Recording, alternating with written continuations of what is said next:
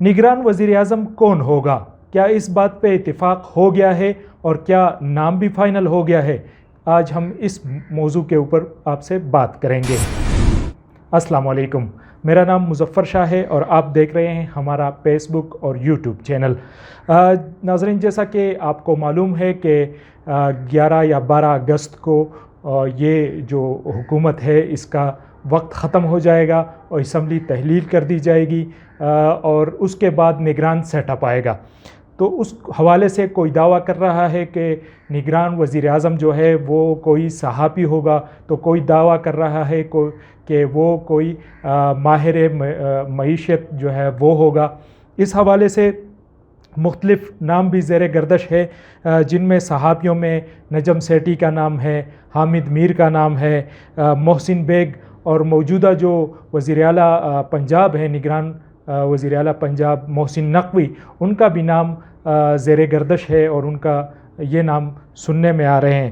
اس کے ساتھ ساتھ ماہر معیشت میں جو ہے وہ حفیظ شیخ اور حافظ پاشا، ان لوگوں کے نام جو ہیں وہ زیر گردش ہے اور یہ ان کے بارے میں چل رہا تھا کہ یہ ان لوگوں میں سے کوئی بھی ہو سکتا ہے۔ لیکن پھر نواز شریف کے ایک قریبی ساتھی کی طرف سے ایک قبل از وقت ایک دعویٰ سامنے آیا اور اس نے جو ہے وہ حالات بدل کر کے رکھ دیے۔ اس میں اسحاق ڈار کا نام سامنے آیا، جس پر اسحاق ڈار سے ایک سوال پوچھا گیا ایک صحافی کی طرف سے، تو اس نے جواب دیا کہ اگر مجھے جو بھی ذمہ داری ملے گی تو میں کوشش کروں گا کہ اس کو احسن طریقے سے نبھاؤں اور ملک کی خدمت کر سکوں، چاہے وہ کوئی بھی ذمہ داری مجھے دی جائے۔ تو اس کا صاف مطلب یہ تھا کہ اگر مجھے وزیر اعظم بنایا گیا تو میں وہ بھی سنبھال لوں گا۔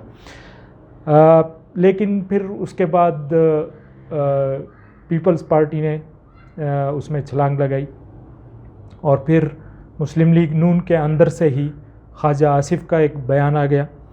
انہوں نے بھی اس چیز کو صحیح نہیں کہا کہ اسحاق ڈار ہونا چاہیے، اور ایک دعویٰ کیا گیا تھا کہ نون لیگ اور اسٹیبلشمنٹ جو ہے وہ دونوں چاہتی ہے کہ اسحاق ڈار آئے اور وہ نگران جو وزیر اعظم ہے وہ بنے اور ملک کی باغ دوڑ سنبھالے۔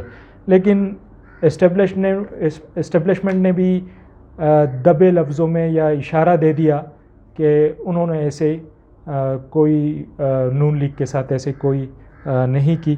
پھر جب یہ معاملہ جو ہے وہ طول پکڑتا گیا، میڈیا میں آنا شروع ہوا، ڈسکس کرنا شروع ہوا، تو پھر نون لیگ نے کہا کہ انہوں نے تو ابھی تو مشاورت شروع بھی نہیں ہوئی، انہوں نے ایک کمیٹی بنائی ہے اور وہ کمیٹی جو ہے وہ جا کے پیپلز پارٹی اور مولانا فضل الرحمان وغیرہ جو پی ڈی ایم کی جماعتیں ہیں ان سے باقاعدہ صلاح و مشورہ کرے گی۔ اب غور طلب بات یہ ہے کہ اس پورے عمل میں حکومت مشورہ کرتی ہے اپوزیشن سے، لیکن جو حقیقی اپوزیشن ہے پاکستان تحریک انصاف، وہ تو ان کو تو سائیڈ لائن کر دیا گیا۔ تو مشورہ کس سے ہوگا؟ وہ مشورہ ہوگا راجہ ریاض سے، اور راجہ ریاض کون ہے؟ وہ اسمبلی میں برائے نام اپوزیشن لیڈر ہے، لیکن وہ اگلا الیکشن نون لیگ کے ٹکٹ پہ لڑنا چاہتا ہے۔ تو یہ ہمارے اسمبلی کے اندر کے حالات ہیں۔ بہرحال جو اسحاق ڈار کا جو معاملہ تھا وہ نواز شریف کا پلان تھا، جو وقت سے پہلے آؤٹ ہو گیا اور بانڈا اس کا پھوٹ گیا۔ تو اس وجہ سے جو ہے وہ اب نہیں لگتا کہ اسحاق ڈار آئے گا۔ اب نون لیگ کا پلان یہ بھی ہے کہ جو نگران حکومت آ رہی ہے اس کے اختیارات میں اضافہ کیا جائے۔ ایک تو اس کو اختیارات میں اضافہ کیا جائے، دوسرا ان کی انتہائی کوشش ہے کہ جو نگران کا جو مدت ہے وہ 60 دن سے بڑھا کے 90 دن کر دے، کیونکہ ان لوگوں کو لگتا ہے کہ اس سے ان کو ٹائم ملے گا اور جو تحریک انصاف کو سائیڈ لائن کیا گیا ہے اس سے ان کو فائدہ ہوگا. تو یہ آج کی جو تازہ ڈیولپمنٹس تھی وہ میں نے آپ کے ساتھ شیئر کی. نگران حکومت جو ہے وہ 12 اگست کے بعد ہی پتہ چلے گی.